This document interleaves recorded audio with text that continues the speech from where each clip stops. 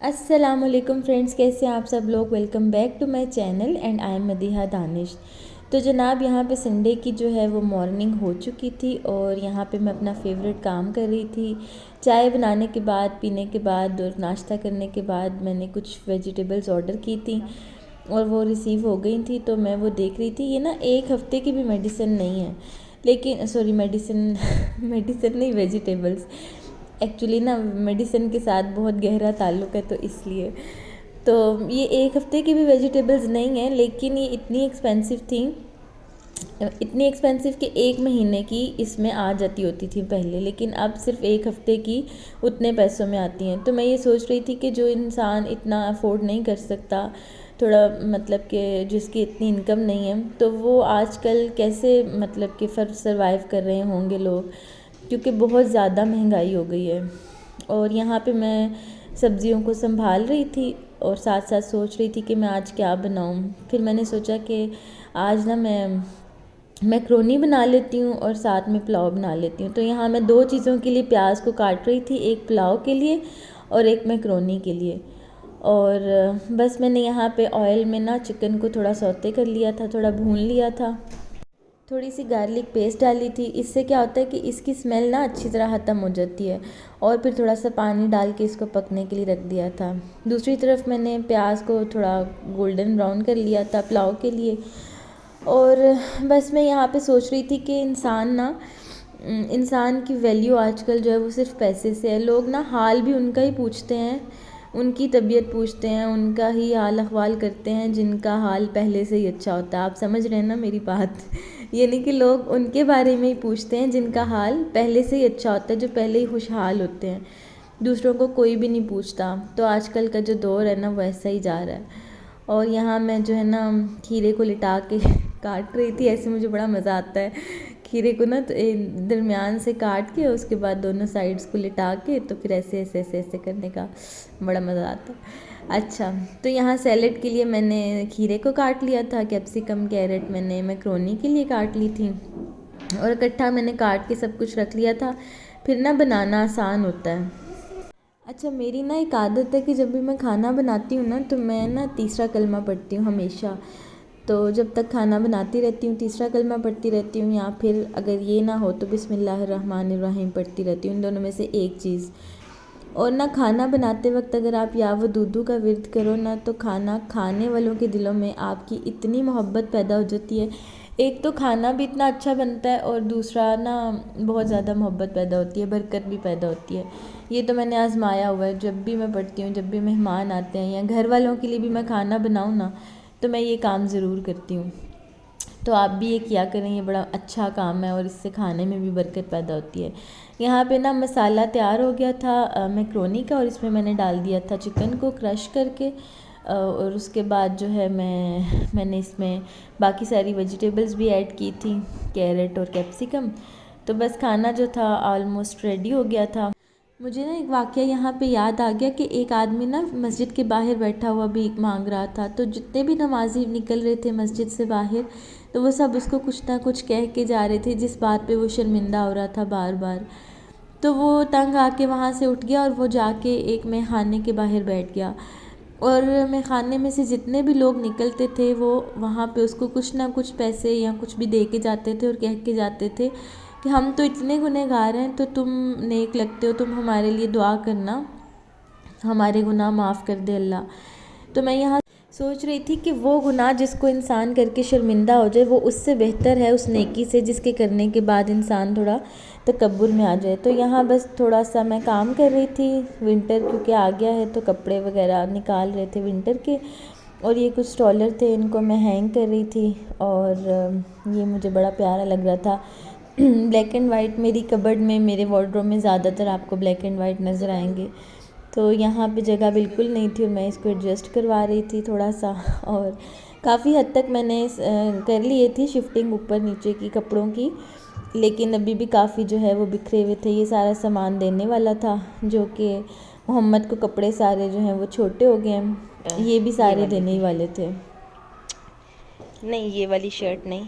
बाकी सारे। और ये वाले भी देने वाले हैं, सारे के सारे। ये सब छोटे हो गए हैं। Aliyan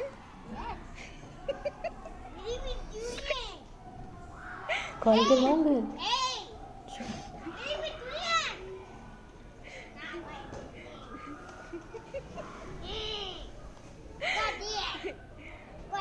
Alian, please get me a side.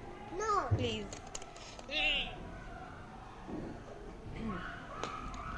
अच्छा, विंटर के शूज़ इतने ज़्यादा होते हैं ना कि मैचिंग करनी पड़ती है सारे ड्रेसेस के साथ, कोट्स के साथ, स्वेटर्स के साथ। तो वो सारे तो डिस्प्ले नहीं हो सकते, और हमारा जो शू रैक है ना वो बाहर पड़ा हुआ है, तो उस पर मिट्टी वगैरह पड़ जाती है। तो मैंने ना एक तरीका ढूंढा है कि थोड़े से मैंने अपने शूज़ ना यहाँ पे लगा दिए हैं, क्योंकि हमारी ये जो विंडो है ना वो बहुत कम यूज़ होती है और वो सील है, तो डस्ट भी नहीं आती यहाँ से। तो मैंने जितने भी डिस्प्ले होने वाले थे ना, जो मैचिंग करनी पड़ती है डेली, वो मैंने यहाँ पे डिस्प्ले कर दिए हैं सारे। मैं आपको दूर से दिखाती हूँ। कुछ शूज़ जो हैं वो यहाँ पे हैं। कुछ देखने वालों को ना अच्छा नहीं लगेगा यहाँ विंडो में शूज़ को ऐसे रखना, लेकिन मेरी मजबूरी थी, क्योंकि शू रैक जो है वो बाहर पड़ा हुआ है, तो जूतों पे डस्ट आ जाती, और कबर्ड में इतनी जगह नहीं थी, क्योंकि अगर कबर्ड में रखते भी हैं ना तो सामने नहीं रहते नज़रों के, और फिर मैचिंग में भी ज़रा मुश्किल होती है।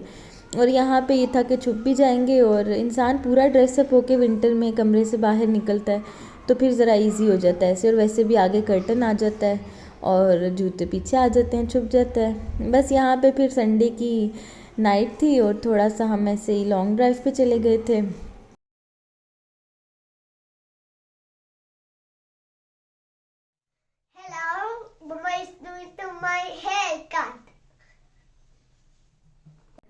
तो जनाब यहाँ पे मैं आलियान का हेयर कट कर रही थी, और 2 वीक्स के बाद कर रही थी। हर 2 वीक्स के बाद मैं इसके बालों की ट्रिमिंग वगैरह करती हूँ, क्योंकि माशाल्लाह माशाल्लाह इसके बालों की ग्रोथ काफ़ी अच्छी है माशाल्लाह। तो फिर मुझे ट्रिमिंग करनी पड़ती है, क्योंकि आँखों में फिर आते हैं बाल, और मैं इसको हेयर कट करवाने भेजती नहीं हूँ सैलून पे, क्योंकि इसके ना वो बाल बहुत ज़्यादा काट देते हैं और वो फिर अच्छा नहीं मुझे लगता।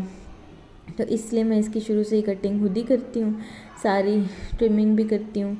तो बस करवाता नहीं है, लेकिन वीडियो के शॉप में इस दिन करवा रहा था, लेकिन बहुत तंग करता है, अभी तक भी नहीं करवाता। अगर बच्चे बात ना मान रहे हो ना, तो उनको ना कोई स्टोरी सुनाना शुरू कर दिया करें, तो वो फिर उनका माइंड जो है ना वो उनकी अटेंशन डाइवर्ट हो जाती है, और फिर वो स्टोरी की तरफ उनका ध्यान हो जाता है, तो फिर वो भूल जाते हैं कि वो किस बात पे ज़िद कर रहे थे। तो यहाँ पे मैं आलियान को ना स्टोरी सुना रही थी साथ साथ, और मैं साथ उसको बोल रही थी कि मैं ना आपकी वीडियो शूट कर रही हूँ, तो सब देखेंगे कि आलियान इतना अच्छा बच्चा है, इतना गुड बॉय है, और बिल्कुल भी नहीं हिलता। तो आराम से फिर खड़ा हो रहा था, लेकिन बार बार उसको याद आ रहा था कि मैं थक गया हूँ।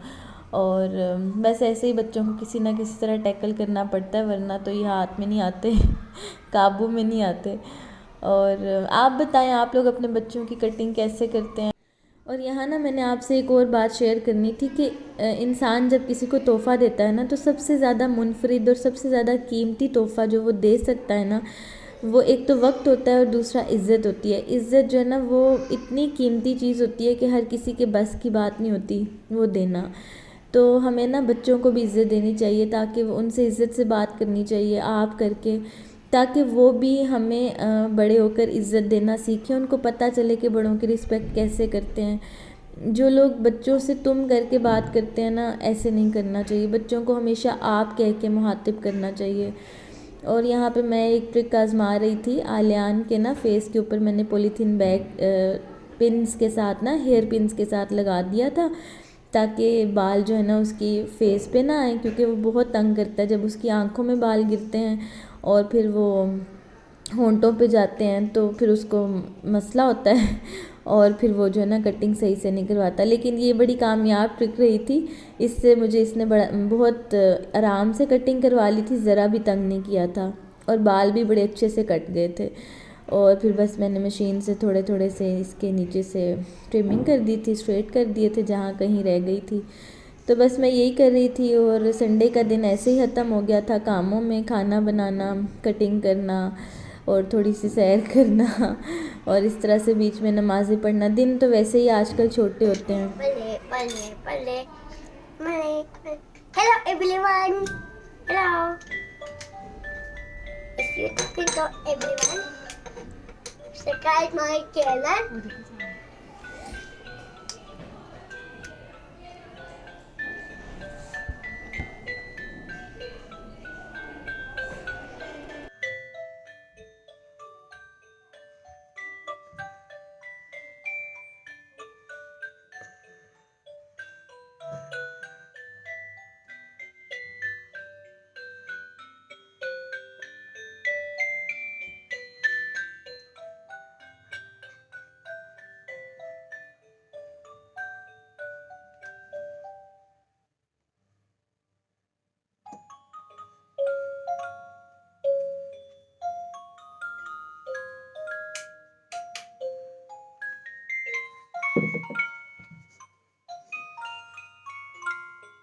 किसका यूनिकॉर्न है? मेरा मेरा।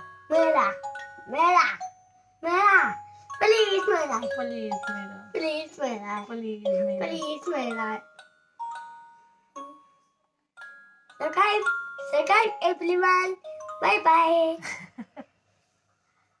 और आफ्टर हेयर कट तो आपने देख लिया आलियान का, ये जो भी क्लिप था मैं आलियान के साथ खेल रही थी तो ये आफ्टर हेयर कट था।